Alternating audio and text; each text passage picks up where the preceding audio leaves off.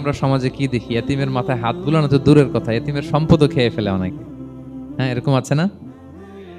এতিমের সম্পদ দেদারসে গিলতেছে।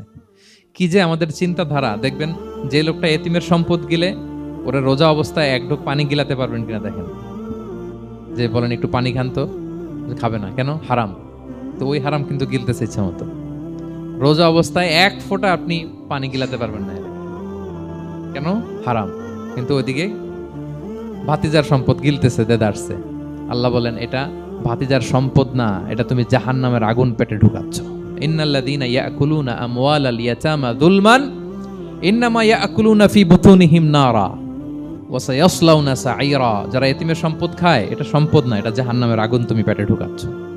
সো এতিমের প্রতি যেন আমরা নমনীয় হই, তাদের মাথায় হাত বুলাই, তাদের জন্য খরচ করি, তাদের প্রতি যেন আমরা দয়া